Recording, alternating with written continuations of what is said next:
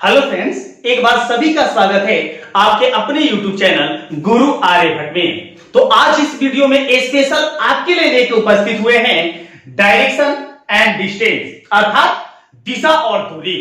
और ये एक ऐसा टॉपिक है जिससे प्रत्येक कॉम्पिटिटिव एग्जामिनेशनों में क्वेश्चन मिलते ही हैं। और यदि आपके पास 10 मिनट का टाइम है और ये वीडियो आप पूरा देख लिए तो इस टॉपिक के कोई भी प्रॉब्लम आपके समस्या रूप में नहीं होगा। और ये पूरा चैलेंज है मेरा कि इस वीडियो को देख लेने के बाद इस चैप्टर से कोई भी क्वेश्चन आप नहीं छोड़ पाएंगे। तो आइए एक झलक में हम आपको ये बता दें कि इस वीडियो में आपको बताएंगे क्या।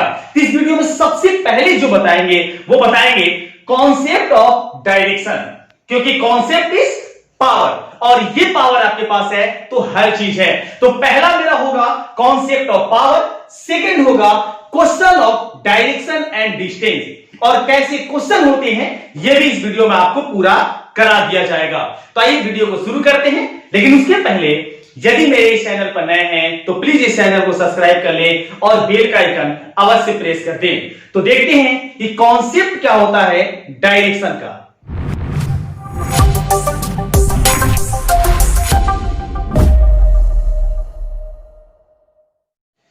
आइए डायरेक्शन के कॉन्सेप्ट को समझने के लिए हम एक आपके सामने क्रॉस पॉइंट लिए हैं और याद रखें कि किसी परिस्थिति में आप डायरेक्शन की ओर जाएं तो अपने आप को इस सेंटर पॉइंट पर मान के और आगे बढ़ें। और इस डायरेक्शन में ये जान जाए कि इस वाले साइड को उत्तर अर्थात नॉर्थ कहा जाता है।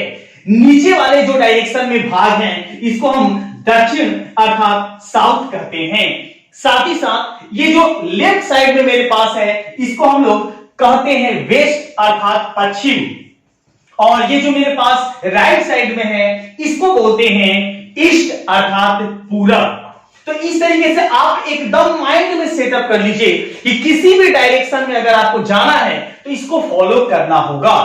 और इसके बीच में जैसे अगर इस डायरेक्शन की बात अगर कर लें, इस डायरेक्शन में कौन से होंगे, तो जब डायरेक्शन बीच वाले टर्म का दिए जाते हैं, दो डायरेक्शनों के बीच वाले टर्म लिए जाते हैं तो उसमें पहले जो नाम आता है वो उत्तर और दक्षिण का आता है और इसकी प्राथमिकता दी जाती है।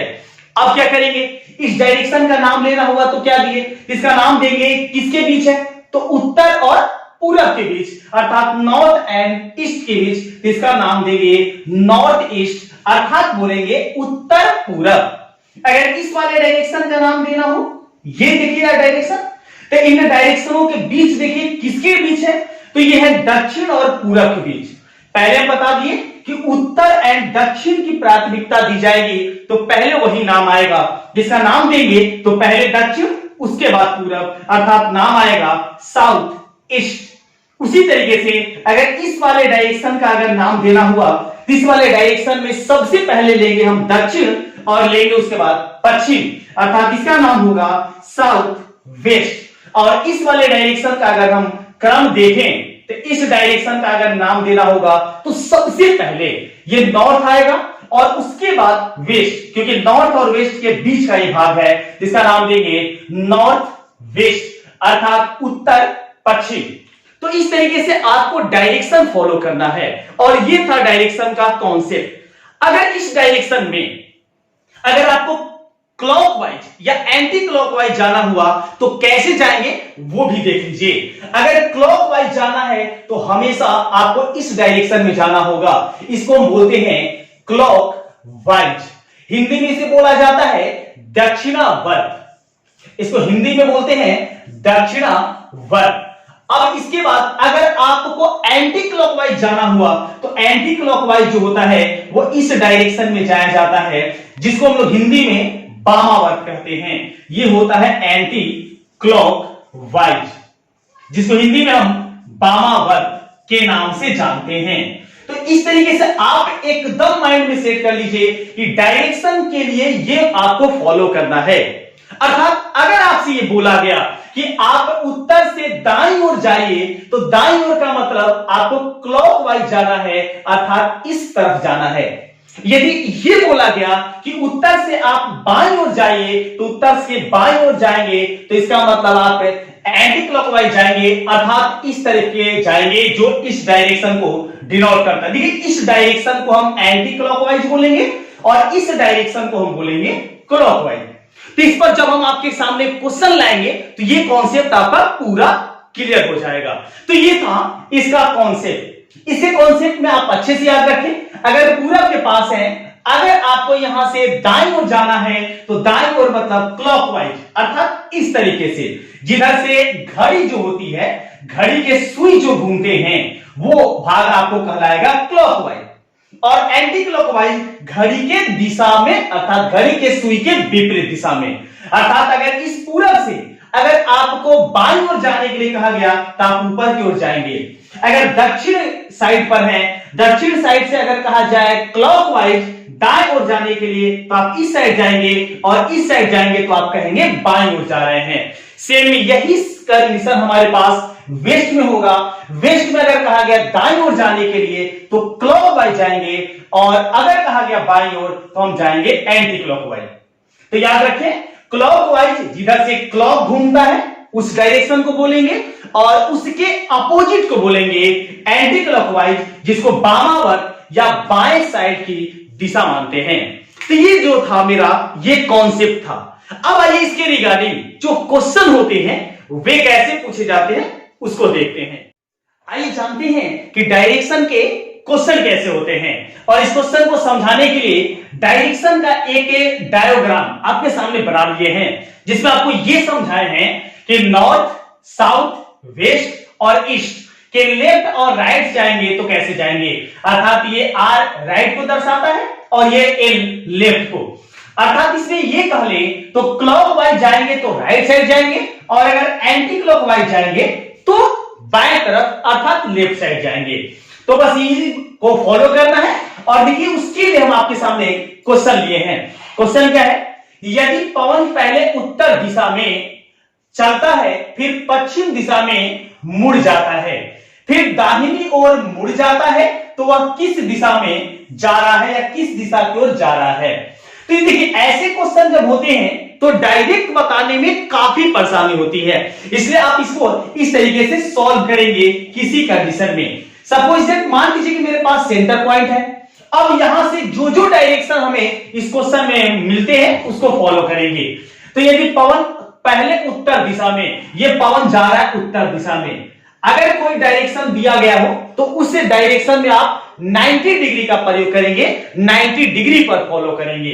तो उत्तर की ओर जा रहा है, देखिए इस डायरेक्शन से उत्तर अर्थात नॉर्थ ऊपर होता है। उसके बाद क्या है, चलता है, फिर पश्चिम दिशा में, अब यहां पर आ गया, अब यहां से पश्चिम दिशा में जाएगा, पश्चिम अर्थात उसके लेफ्ट साइड में, इधर वेस्ट होता है, ये यहां आ गया।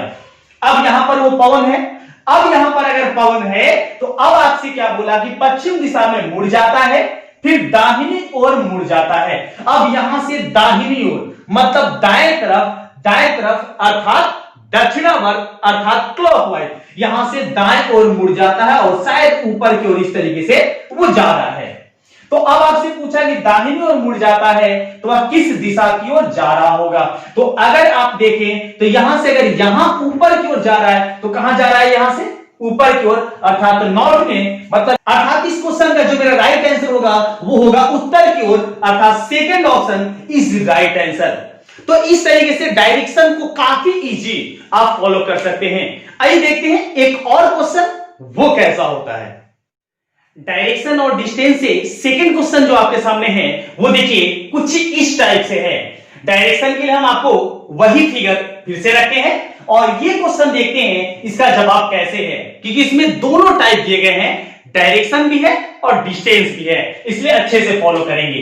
क्वेश्चन क्या है, हरी से एम से 18 मीटर दक्षिण की ओर, तो एम पॉइंट बना लेंगे किसी भी एक बिंदु पर। अब यहां से 18 मीटर जाता है दक्षिण की ओर, तो देखिए इस डायरेक्शन में दक्षिण किधर आता है तो नीचे की ओर, तो यहां से 18 मीटर वो जाता है, वो दक्षिण की ओर जाता है। अगले डायरेक्शन को पढ़ते हैं कि ओर जाता है, फिर वह बाईं ओर मुड़ जाता है। कहां मुड़ा है, बाईं ओर। तो यहां से अगर बाईं ओर मुड़े तो यहां पर हम पहुंचे हैं, बाईं ओर किधर होगा, एंटी क्लॉकवाइज, मतलब इस साइड में हम मुड़ेंगे, अर्थात इस साइड में हम बाईं ओर मुड़ेंगे। आगे क्या होता है देखिए, इसके बाद वो बाईं ओर मुड़ जाता है या मुड़कर 25 मीटर जाता है। अब यहां से चला गया 25 मीटर। तो देखिए इसमें आपको यह भी ध्यान देना होगा कि अगर ये 18 इतनी बड़ी लाइन है तो 25 इससे बड़ा होगा, तो उसी के रिगार्डिंग आपको ये लाइन खींचने हैं, क्योंकि बाईं ओर जाता है तो बाईं ओर आप बढ़ाएंगे 25 मीटर, अर्थात बाईं ओर का मतलब एंटी क्लॉकवाइज। अब यहां पर पहुंचा, अगर वो हरी से यहां पहुंचा है तो आगे कैसे हुआ है, इसके बाद वह बाईं ओर मुड़कर 18 मीटर जाता है। अब यहां से भी बाईं ओर मुड़ा, अर्थात लेफ्ट साइड। तो अगर ईस्ट वाले पॉइंट पर है तो लेफ्ट साइड कहां जाएगा, ऊपर। तो यहां से ऊपर गया और कितना गया है, 18 मीटर। तो 18 मीटर गया है, तो लगभग इसी के रिगार्डिंग जितना डिस्टेंस ये है उतना ही डिस्टेंस लगभग आप ये लेंगे, और क्योंकि ये 18 मीटर का डिस्टेंस है इसका। और ये भी ध्यान दें कि जब भी किसी एक दिशा से दूसरे डायरेक्शन में मुड़ते हैं तो यहां पर आपको एंगल हमेशा और हमेशा 90 डिग्री यूज करना है, अगर क्वेश्चन में कोई एंगल नहीं दिया है तो। चलिए यहां तक पहुंचे थे। फिर बाईं ओर मुड़कर 35 मीटर जाता है। अब यहां से भी बाईं ओर मुड़ेगा, बाईं ओर मतलब क्लॉकवाइज, सॉरी एंटी क्लॉकवाइज। तो एंटी क्लॉकवाइज मतलब इस साइड, क्योंकि यदि वह इस साइड पर है तो इस साइड से उसका लेफ्ट जो साइड होगा वो कहां होगा, इस साइड। तो लेफ्ट साइड अगर इस डायरेक्शन में वो आता है तो कितना आता है, 35 मीटर। तो अगर वो यहां से यहां तक अगर आया, यहां तक, तो वो कितना दूरी तय किया, तो डिस्टेंस किया 35 मीटर, सॉरी 25 मीटर। ये डिस्टेंस वो तय किया 25 मीटर। तो 10 मीटर और आगे वो जाएगा इस डायरेक्शन में, तो इस डायरेक्शन में 10 मीटर और जाएगा, क्योंकि उसे जाना कितना है, तो उसे जाना 35 मीटर है, अर्थात ये उसका 10 मीटर डिस्टेंस बचा, क्योंकि ये 10 और ये 25, ये टोटल हो जाएंगे 35, मतलब 35। तो अब यहां से क्या पूछा, और वहां कहां पहुंचता है, ये P के पास पहुंच जाता है इस क्वेश्चन के रिगार्डिंग। तो P पास पहुंच जाता है तो हमसे पूछा क्या, वह M कितनी दूरी तथा किस दिशा में है।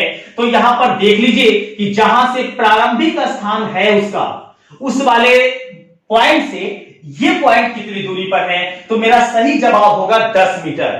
और ऑप्शन में देखें तो 10 मीटर के 3 ऑप्शन हैं, देख लीजिए आप, 10 मीटर, 10 मीटर, 10 मीटर। अब यहां से डायरेक्शन देख लीजिए, डायरेक्शन कौन सा मेरा है, तो यहां से अगर डायरेक्शन देखते हैं तो इसके अकॉर्डिंग ये कहां है, तो इसके अकॉर्डिंग अगर देखें तो ये वेस्ट साइड में है, अर्थात पश्चिम की ओर है। सिंपल सी बात है, इसका राइट आंसर होगा 10 मीटर पश्चिम की ओर, अर्थात इसका राइट आंसर हो जाएगा ऑप्शन नंबर सेकेंड, 10 मीटर पश्चिम की ओर। तो इस तरीके से काफी इजी डायरेक्शन के क्वेश्चनों को बनाया जा सकता है।